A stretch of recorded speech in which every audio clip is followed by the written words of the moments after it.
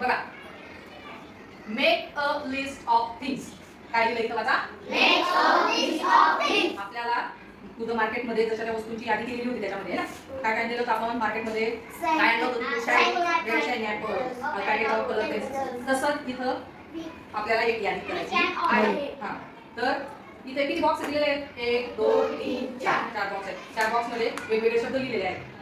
मग आपल्याला काय करायचंय? प्रत्येक बॉक्स मधून एक शब्द घेऊन आपल्याला वाक्य तयार करायचं आहे. असं जर आपण केलं तर आपली बरोबर लिस्ट तयार होणार आहे. मग पहिल्या बॉक्स मध्ये कोणते शब्द आहेत वाचा? अ म्हणजे एक वस्तू असेल तर त्याला, एकच वस्तू असेल तर त्याला अ म्हणतात. मग 2 म्हणजे 2 आणि 5 म्हणजे 5. पुढचे शब्द वाचायचे?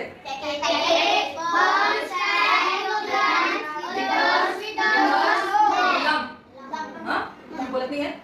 दुसऱ्या बॉक्स मध्ये शब्द नंतर आहे म्हणजे साहजिकचे. नंतर आता हे शब्द बघा. Candle, book, pencil, oil, milk, sugar, flowers, हा शब्द काय आहे? हा काय आहे? फ्लावर्स. हा शब्द आहे फ्लोर म्हणजे फ्लोर म्हणजे काय?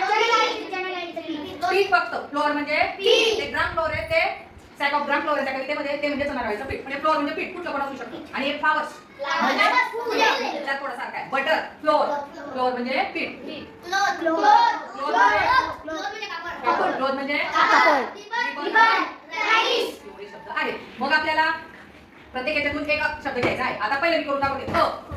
पॅकेट.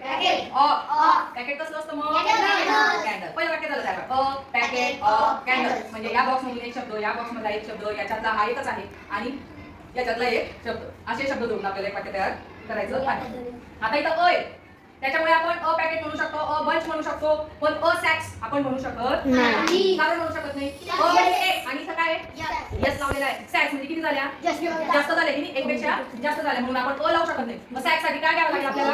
2 किंवा 5 सॅक्स लावून. आणि किलोग्रॅम्सला पण अ येऊ शकत नाही. अ किलोग्रॅम्स आपण म्हणू शकत नाही. अ लिटर्स पण आपण म्हणू शकत नाही. अ मीटर्स पण म्हणू शकत नाही. कारण हे प्लुरल आहेत, जास्त आहेत एकापेक्षा. त्याच्यामुळे आपण अ म्हणजे एकच जिथं वस्तू आहे त्यालाच आपण अ लावू शकतो. मग आता अ यायला लागेल का? हा शब्द काय? याला अ लागू शकतो का? तू का नाही म्हणतोय? एकच आहे. इथं यस असता तर आपण लावला नसता. ए लम असं येईल. बरोबर? समजलं का? अ साठी. मग 2 साठी आपण 2 पॅकेट म्हणू शकतो का? का बरं म्हणू शकत नाही? 2 म्हणजे 2 आहे एकापेक्षा जास्त. आणि इथं एकच आहे पॅकेट. याच्यात आपण बदल नाही करू शकत. मग आपण 2 कशासाठी येईल मग? 2 सॅक्स, 2 किलोग्रॅम, 2 लिटर्स, इथं लागेल का 2? हां, आता इथं 5. आता ते 2 साठी होते 5 सॅक्स, 5 किलो. बोला 5 लिटर्स, 5 मीटर्स. अशा पद्धतीने आपल्याला योग्य शब्द घ्यायचा आहे.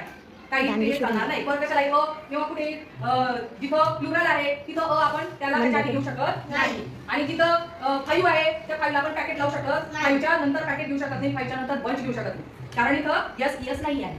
मग ह्या दोघांसाठी हे 4 शब्द आहेत. यांच्याबरोबर ते येऊ शकतात. बरोबर? ऑफ तर तुम्हाला कंपल्सरी घ्यायचाच आहे. समजलं? हां. आणि मग आता बघा, पॅकेट कसं पॅकेट असतं? कॅन्डलचं, अजून बुक्सचं, अजून पेन्सिलचं, अजून कसं पॅकेट असू शकतं? बरोबर? हां. आता बंच कसे असू शकतो? बंच ऑफ ग्रेप्सचा बंच असू शकतो. अजून फ्लावर्सचा बंच, अजून रिबन जर अशा बांधलेल्या असतील तर तो पण एक बंच तयार होतो. बरोबर? चला आता पुढे सॅक्स कशा असू शकतात? Sacks of sugar. बोला sacks of sugar. Sacks of sugar. पुढे सॅक्स ऑफ साल्ट. आता किलोग्रॅम साठी 2 किंवा 5 किलोग्रॅम्स ऑफ. किलोग्रॅम साठी आता किलोग्रॅम मध्ये आपण काय मोजतो? शुगर मोजतो. हे लिहिलं की ऑइल लागेल. याच्यासाठी स्पेशल आहे इथं लिहिलं. पण आपल्याला किलोग्रॅम साठी काय लिहिलं? शुगर, साल्ट आणि बरोबर. आता लिटर. लिटर साठी काय? लिटर साठी लिक्विड फॉर्म मध्ये आहे ते आपण लिटर्स मध्ये मोजत असतो. मग त्याच्यासाठी आहे ऑइल आणि मिल्क. बरोबर. आता लंप. लंप साठी काय?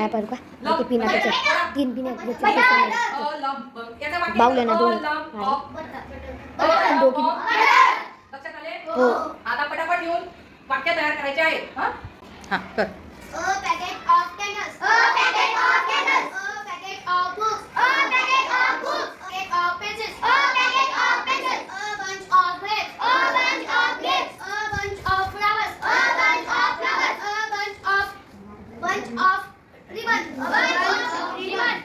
2 sacks